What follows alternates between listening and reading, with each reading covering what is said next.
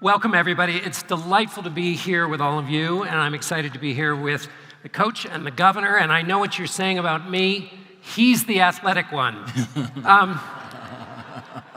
Allstate CEO Tom Wilson just challenged us, and so I'm going to put you guys to work before we go up to 30,000 feet and talk about leadership in the abstract. What Tom challenged us to do is to restore trust. Well, that's a big goal in our society, but he also said we all can do this in our individual interactions. So, Coach, I'm going to start with you. You don't have to tell me why we've lost trust or anything, but how do you build trust in your relationships, whether they're personal or in work, or what's one thing that you do? We just talk all the time. We build relationships, and Hold on. My mic not working. Is that better? Yeah. So I played for Phil Jackson in Chicago. This is kind of going in and out. Phil used to say, I think we should work on the mic here, looks like, probably. Yeah. One of the great How's that? skills, Is that better? Yes. All right, there we go. Leadership requires adaptation. So, no, we talk. We have a lot of conversation amongst the group, relationships. Phil Jackson was an incredible leader in Chicago, and he taught me something that no other coach had really taught me in my career, and that was that if you just get together every day for 15, 20 minutes, and you can even just lie to the players and say, we're going to watch tape, but you don't have to watch tape. If you're just together, then you end up talking and you end up communicating. And this is a habit. This has to be every single day. For me personally, I'm checking in with our players individually. I'm touching base with them, but it's really about the group communicating together every single day and talking about a million different things. Governor, what's your suggestion for building trust? How do you build trust? I would say the way you build trust is you struggle. I think people who you struggle with, you build an innate sense of trust with. Where, and I know in the Army there's this expression where you say, embrace the suck. Because when you're with people who you embrace the suck with, then those will be your people for life. And because I really do believe that when you watch people sacrifice and when you watch people work hard and when you watch people in some of their most challenged moments and you watch how they perform then, you watch how they adapt, you watch what happens when the heat gets turned up and you watch them perform in that moment, and you watch who stands by their side during those moments. I think that you then are verifying in the mind of your entire team that when things get really difficult and things get really complicated, and undoubtedly things are going to get very difficult and very complicated in all of our lives in some way, shape, or form, that really helps you to figure out who are the people that I want to my flanks when things get really challenging. So I really think that the best way you can build trust is find ways to struggle together. Find ways to get uncomfortable together, because that's when you're going to really see and understand somebody's mettle. Sure. Our goal today is to talk about bold, purposeful leadership. How does that start? Coach, I'll start with you. I mean, is there a skill, is there a way to intentionally give a good locker room speech before you go out into the game, to set off a project? Well, I hate to disappoint all you Newt Rockne fans, but that's like the least important part of coaching is the pregame pep talk. That's worth knowing, yeah. I think coaching has gone through a paradigm shift over the last 20, 25 years because we know a lot more about human psychology. We're more advanced. We're more mindful of what makes people tick. When I was growing up, Bobby Knight was kind of the most dominant, literally and figuratively, basketball coach in college basketball. And I mean, he had a style that was grating, now, to say the least, but he stood for something. And, every parent in Indiana wanted their son to go play for Bobby Knight, despite the fact that he had this incredibly harsh way about him. But he stood for something that was really important. The best coaches now in my mind, and I'll put Phil Jackson and Greg Popovich in there because I'm a little biased, but also very fortunate to play for them. Pete Carroll comes to mind. I think there's a complete shift in coaching philosophy, and it is one of collaboration and trust and mindfulness, connecting with people. We've realized that motivation by humiliation isn't really that effective, you know? And so I'm proud to be part of a modern crop of coaches that is really trying to connect with people and with players on a very deep emotional level and not just yell and scream at them. So it happens long before you ever get in that moment before you're going out onto the court. Oh, yeah. No, it's every single day. And I'm not saying that these coaches didn't exist. I grew up going to UCLA games, watching John Wooden work his magic. Probably the greatest coach of all time. Yeah. And I played for Lute Olson at Arizona, who was just amazing. But the thing that ties all these great coaches together is there's a code. There's a what do you stand for? And you knew playing for these guys what mattered, what the values were, what we were trying to accomplish, and that's what I've tried to carry over in my own coaching. Governor, how do you set the heading for things that are going to be difficult and tough in a political context, or when you're in the other parts of your life? How did you set the heading for your team? First of all, it's like so crazy sitting next to Steve Kerr. I mean, it's kind of crazy for me to sit next to you too, just so you know. Literally 25% of all the NBA championships he's been a part of or helped to lead. This is it's actually insane. Yeah, for real. I always think that when we go through the process of team building, and you think about what exact components are you looking for, and I know we had to do it because when I became the governor-elect of Maryland, I'd never held elected office before in my life. I literally ran from I was in the military, I was in the business world, I ran a poverty-fighting organization, and then out of nowhere, I was like, I think I want to run for governor. And we just ran an interesting kind of campaign, and we ended up winning. But the thing about it was, when I then had to go to Annapolis, it's not like I was I could bring my team from City Hall. Right. Or I could bring my team from a county capital. I had no team. And so, but actually it was a great experience because it actually gave you the chance to say, if I could build a dream team, what does that look like? And for me, frankly, it did not mean I want people who have 15 years of experience in Annapolis or this person who's worked for 4 governors. In fact, frankly, my team has none of those things.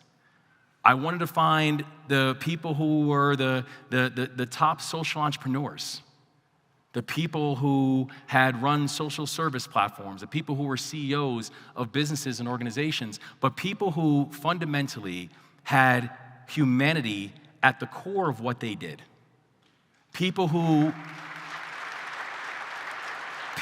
because it's listen, I can teach, and I knew that we would go through the process of learning every single thing that you needed to learn about all the basics and mechanics, right? You can teach that. But someone is going to go the extra mile. Someone who is going to, if you're putting together a child poverty platform, who's actually going to go into communities and make sure they're actually talking to people, so you're actually knowing that the people who you are trying to serve, that they are part of the conversation and not just subjects of the conversation. Those are the people, that's the stuff you can't teach. And so I wanted to make sure that you had a focus on, were people technically competent? Were people hard charging, because that's kind of the nature of how we roll? But also, most importantly, are they going to be individuals and are they going to be people who understand that we, in essence, are in the people business? And you cannot be in the people business if you cannot relate to people. And so that was the thing that I really wanted to make sure that was really at the heart and the foundation. That, for people who are raising their hands to serve, that you never forgot, because, if you never forget who you're fighting for, you're not going to stop fighting for them. Right. And so that's what I wanted to make sure was the foundation of the team that we built. Well, sure. It just occurs to me, where you two are experts at leading, but in your experience, Governor, was there ever a moment where you handed over your trust, when you were coming up, where you said, I'm going to put all my trust in this person who's leading me? Because leaders need followers. Yeah. So was there an instance where you said, I'm going all in, and what was it that you got you to go all in? Yeah, I think that for so much of all of our development, there are those moments. I know there were coaches that I played under that I was all in for them. That there were things my mother was like, listen, you got to go to bed at a certain hour, you got to eat vegetables. I was like, yeah, okay, that's cool. And then when my coach told me, I was like, oh, 9 o'clock, like coach tells you that's what you got to do. So I think that part of development has always been that there is that innate level of trust that you turn over to people. I think what though happened after, as I got older and really started getting more mature in my thinking about it was, I was still always able to, and you still have those moments where you say, I am putting my full trust and confidence in this person, but it's not because of a title. Sure. It's because they've actually earned it. Yeah. Because you've seen them, you've had experiences with them, that you realize that type of respect isn't something that comes with, how many bars they have on their shoulder or how many stars they have on their lapel. But it really became because that was a person whose leadership showed me enough that I can put my full faith in that person and know that at the end of the day, I'm moving towards the best result because I fundamentally trust who they are. That's right. Coach, weigh in here. Was there an instance when you were playing or in your life where you handed over your trust because somebody drew it out of you? I was never a good enough player to not hand over my trust to my coaches. So please take my trust.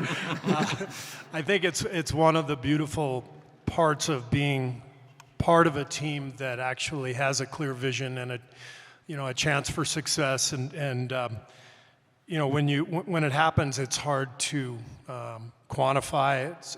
But there's a magic about sports, art, music, literature. There's a magic that happens, and when you're part of it and you feel it, it's incredible. And you automatically just go, "Yes, I'm in." But the question is, how does that happen? And you can't duplicate it year after year. You try to, and I think what I've learned is that you have to maintain your values through the thick and thin. One of my, I'm not going to say it was one of my favorite years, but one of our most important years with the Warriors was 5 years ago, the COVID season. We had the worst record in the league. We lost all of our players to injury. I think we won 20 games out of 82. Literally the worst record in the league. And our staff and I tried so hard to maintain our values and the vibe that our players would feel every day coming into the gym, because we knew, your values are most important when things are going terribly wrong. And at the end of the year, we ended up having to trade 5 guys, and 4 of them came to me and they said, "Coach, we don't want to go. We want to stay." And it was very sad, but it was also kind of a proud moment, because usually when you lose every game, guys want to get the hell out of there, And so these guys wanted to stay, and the vision for what we were doing, which that season, which was trying to develop our young players, get them ready for when we were going to be good again. We won the championship 2 years later with some of these young guys playing really important roles. It was a great reminder to me and to all of us that, even or especially when things are down here, you got to keep fighting and keep your values strong, keep your conviction for what you're trying to accomplish, and things are going to turn back the other way. So the scoreboard is not the only metric. The scoreboard is not the only metric. Because there's some people, the score says, the score tells you who you are. Well, and I'm aware how lucky I am, because a lot of times coaches in that situation would get fired, and so it really does take an entire organization of people who trust each other and communicate. And I think that's a big part of my job, is communicating up and sideways, and not just with my players, and developing that trust so that we can get through the tough times. Governor, in politics, there's also a scoreboard. Yep. You either get elected, it gets passed, it doesn't get passed. In politics, is success the only metric? And is that the metric you use to motivate? Or what do you keep score by with your team as you try to do the work you're doing? That's a good question. The scoreboard that we keep is, did you keep your promises? To yourself or to the people? To the people. Uh-huh. That and we keep a very active chart about what are the things that we said we were going to do, and did we do it? When we talked about, so for example, we said that we were going to focus on and really create pathways, for example, to work, wages, and wealth for the people in our state. And, so we have been we are very intentional about making sure that our work is actually correlating to, in 4 years, can you turn around? In my case, it's 568 days, because I keep a clock that sits on my desk, and I got 568 days in my first term. I'm gonna run it back, and I'm gonna run for election in 26, but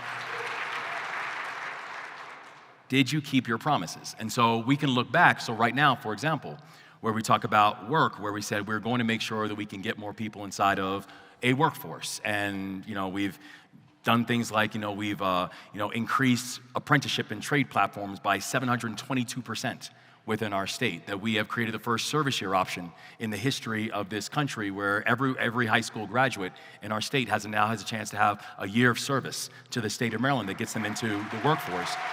That we knew there were challenges that were, that there were barriers, for example, misdemeanor cannabis convictions that were keeping people from entering back into the workforce.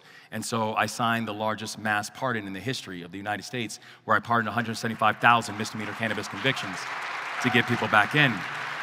That if we said we were going to focus on work and getting people in the workforce, if we're going to focus on wages, and we ended up raising the minimum wage because people should not have to be working jobs, and in some cases multiple jobs, and still living at or below a poverty line. And when we said we're going to focus on wealth, and that means increasing home ownership, et cetera. So the reason that I laid that out is because that's our North Star. Mm-hmm. Those are our benchmarks. That's a promise that I made to the people. And so when we go back around, when we talk about, numbers don't lie, check the scoreboard, those are the type of things that I want to make sure that they're able to see and say, I could disagree with the policies, but one thing I will always give that administration is they kept their promises, and they did what they said they were going to do.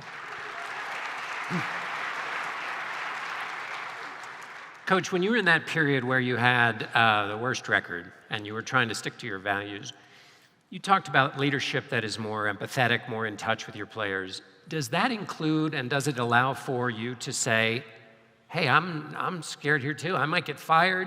This is awful. This is not why this is not why I'm in for it. Or is that too much?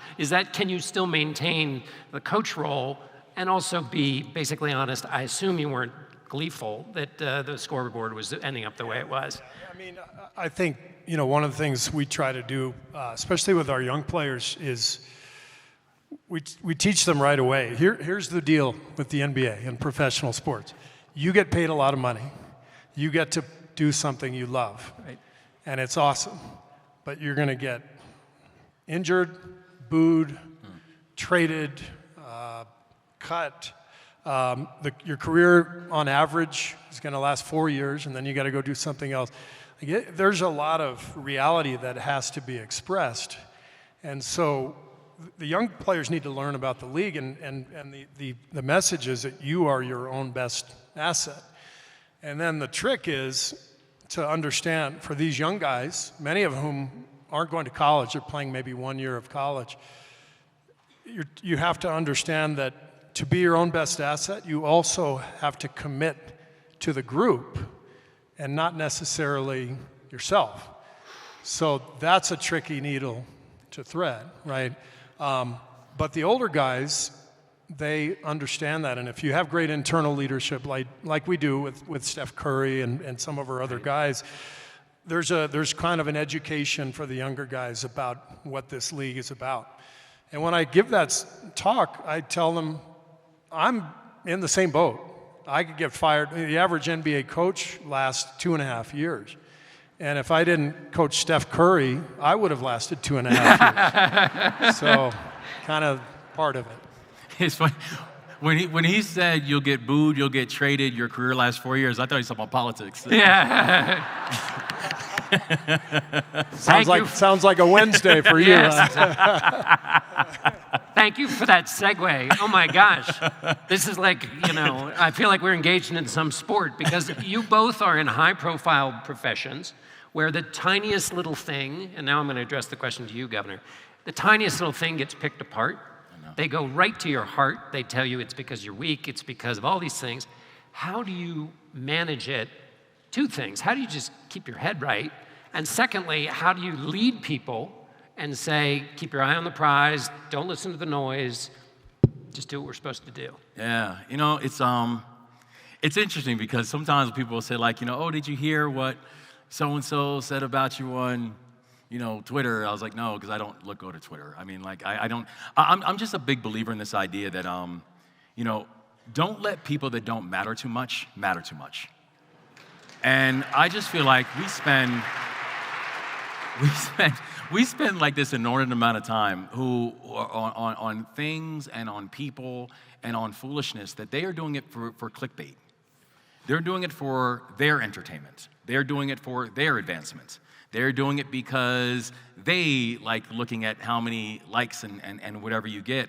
But it is not just, it's not just distracting.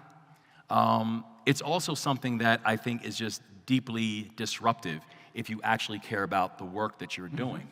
Dr. King, when he wrote in a letter from a Birmingham jail, where he's sitting in a prison in Birmingham, and he reads this op-ed from this group of clergy, talking and calling his actions untimely and unwise, and so on and so forth. And when he writes this letter that famously turned into a letter from a Birmingham jail, he actually starts it with something that I think is actually so important.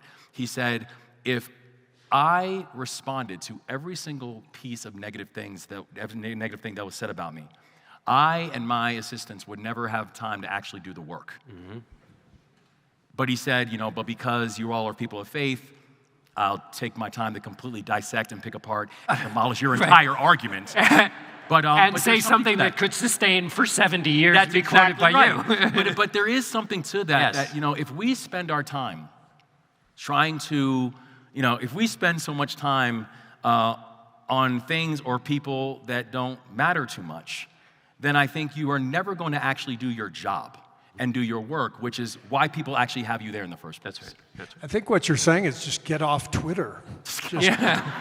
Don't read the comments. You know? Yeah. I mean, it actually is a real problem, right, for every one of us. And it's not just people in the limelight with job. It's for teenagers in school reading the comments. I mean, it's the mental health of our country is under assault by some of the discourse, and it affects our team in a dramatic way. Every halftime, I walk in, halftime, not before the game, I walk into our locker room, every guy's on his phone. And a lot of them are looking at the comments. Well, and you got people betting on your games, trying to get in their head. Don't get me started. Sorry, I just had to, let's go back to optimism, because you're right. Twitter essentially allows the regular person to experience the directed hate that you guys experience because you're both public figures. It's really wonderful. Coach, I interviewed Sunny Williams, the astronaut, who had an extended stay on the International Space Station, and on her spacesuit, she had the word "believe" from Ted Lasso. When you get in a situation where you're up against it, when you're feeling challenged, what do you turn to? Is there a word, a memory, a saying?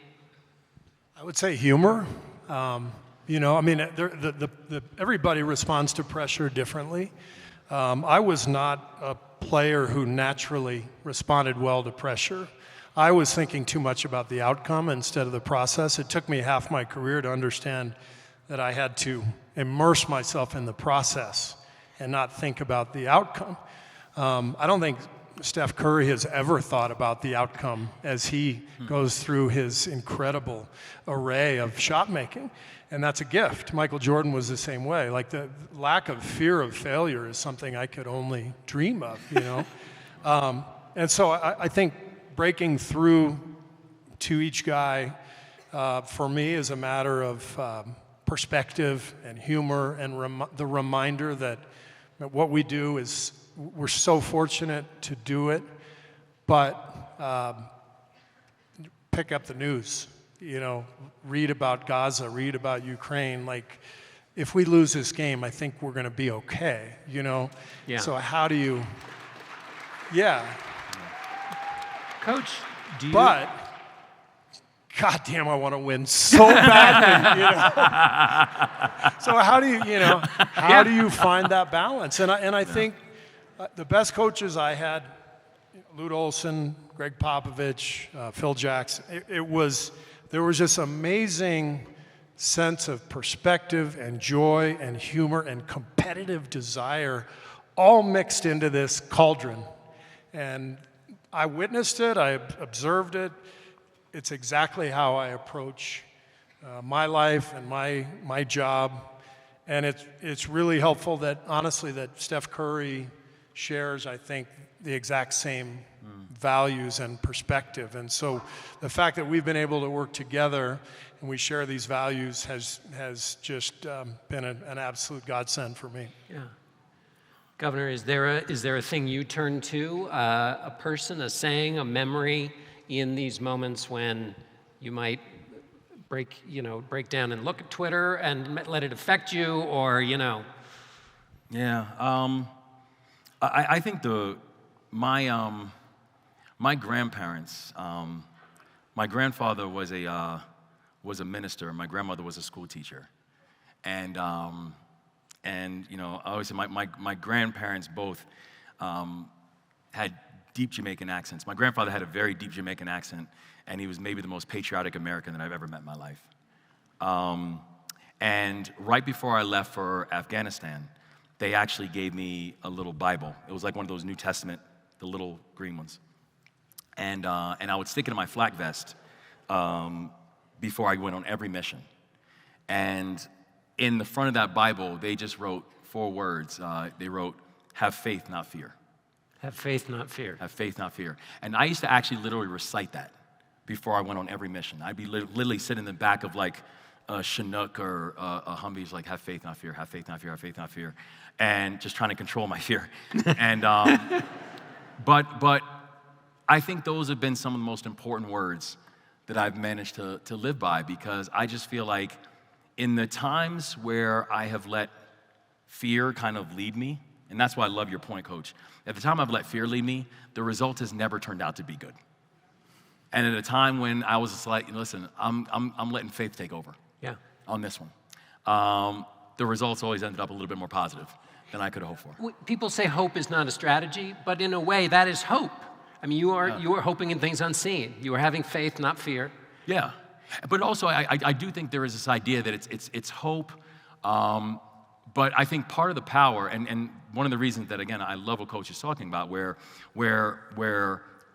faith alone is not going to do, like his team's put in the work. Yeah. And so when they get on the court, it's not, they don't believe they're going to win because of faith.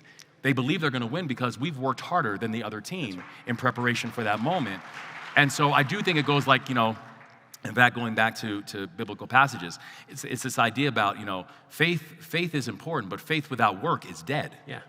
Right? And so if you put in the work, and if you do what you need to do, then I think, faith is going to be important, but the reason that you can walk around with supreme confidence is you can say, no one has worked harder, and I'm ready for this moment. Yeah.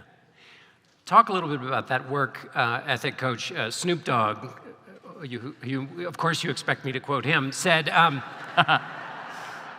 stay ready, you don't have to get ready. There you go.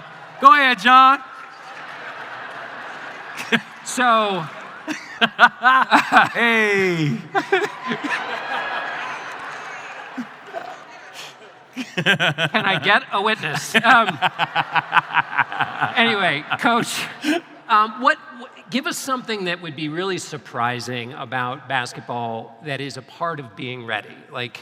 So if you want to be a good writer, questions are the key. That doesn't have anything to do with words or typing or in the moment you're sitting in front of a computer, but if questions are always going through your head, you'll be better when you get to the computer. So what is it that you need to get ready so that when you're on the court, you are ready? Well, I'll give you a quick story about Greg Popovich, and I'm going to veer back a little bit to leadership principles, but he was a master at empathetic honesty, which is it's a great phrase, empathetic honesty. It's better than brutal honesty, but it's the same thing, right? If you know how to deliver the truth, it's amazing how powerful it is, and I think it's one of the best qualities of leaders. So I had a stretch in San Antonio when I was playing for Pop where I wasn't in the rotation. I had fallen out of the rotation. I'm not playing.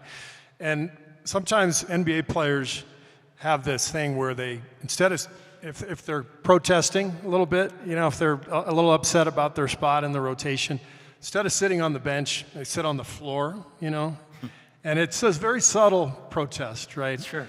But I did it. It was the first time in my career I did. I was pissed. I'm like, are you kidding me? I'm not in the rotation. So I sat on the floor for a couple games. Pop pulled me aside, and he goes, hey, listen.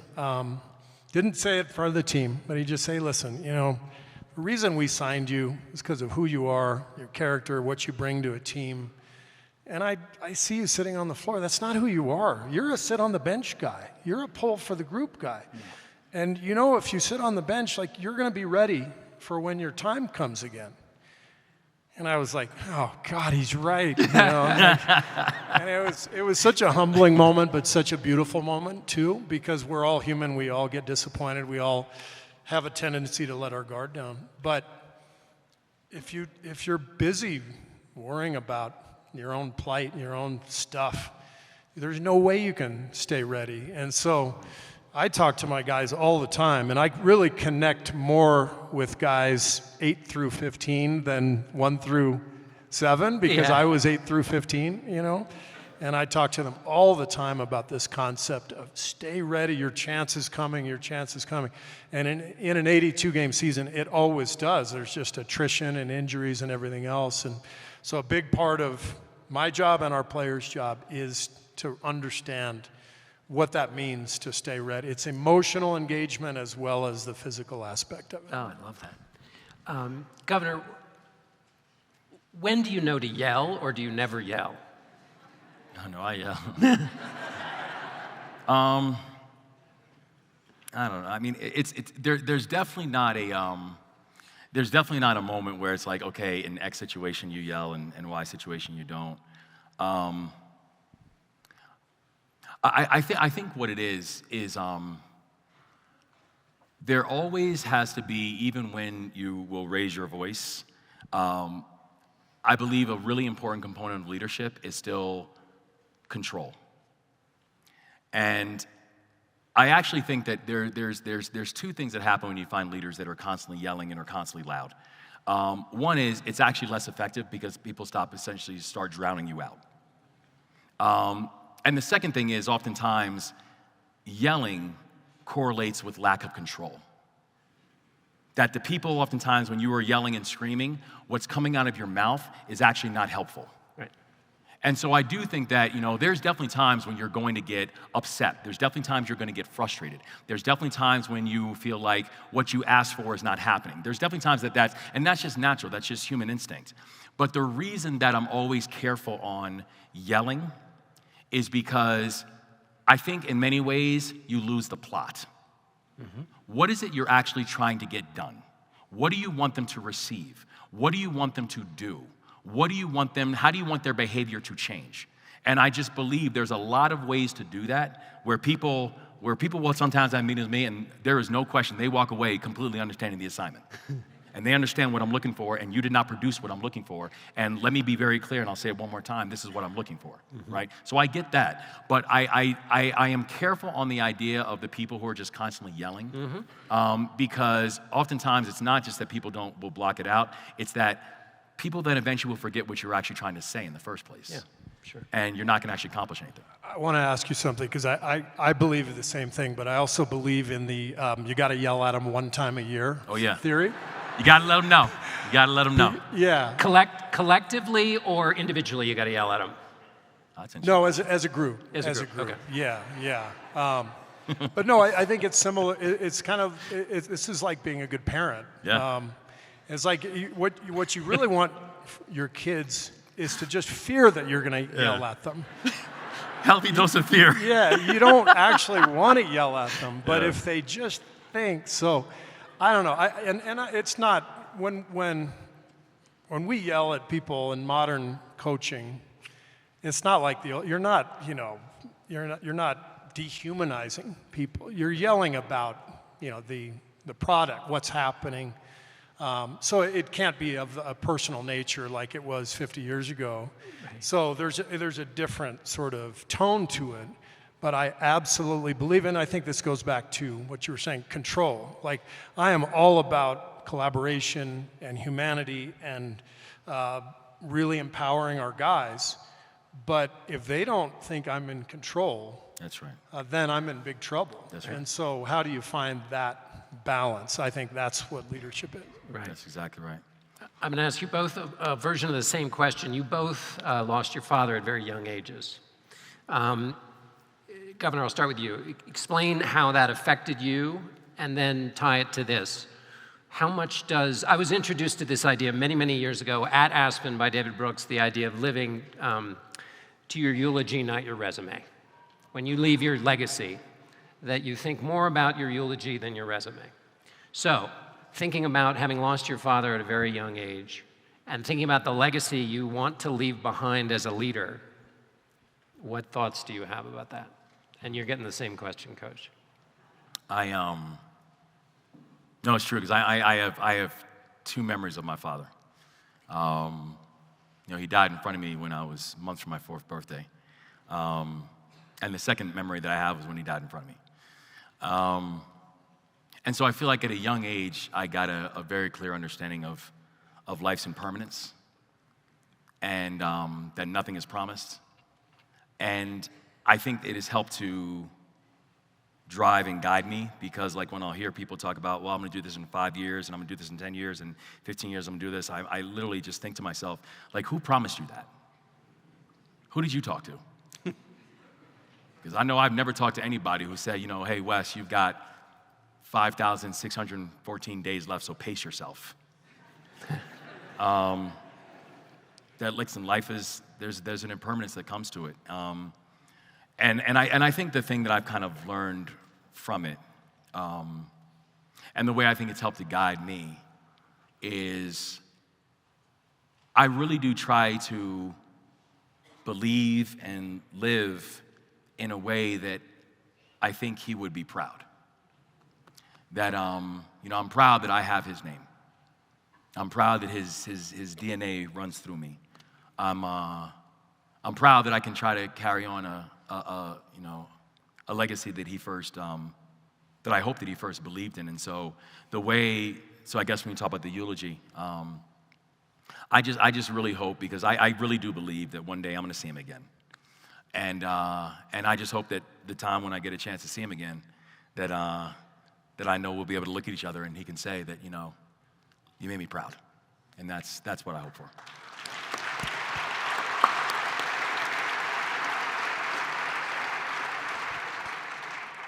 Well, I'm going to connect these last two talks, but my dad, some of you know the story. My dad was the president of the American University in Beirut, and he was assassinated outside of his office in 1984. Tom Friedman was in Beirut at the time and frequently had dinner with my father and my mother on campus at the American University. Tom has been a great friend ever since, and every time I pick up a paper and read Tom's columns, I think of my dad. And I'm basically in the family business. He was a teacher. Coaching is, teaching. Slightly different. My dad was trying to solve the Middle East peace process. I'm trying to beat the Clippers on Thursday night. So, but I do carry on my dad's legacy. I think in a lot of ways, I think about him all the time, and the way I try to lead. He was incredibly caring about all of his students, his faculty, his family. So that's how I feel about life. You care about the people around you. Can you make an impact? care about your community, your team, your people, everybody. That's how I look at things. Thank Coach you. Kerr and Governor Westmoreland. Thank you, gentlemen.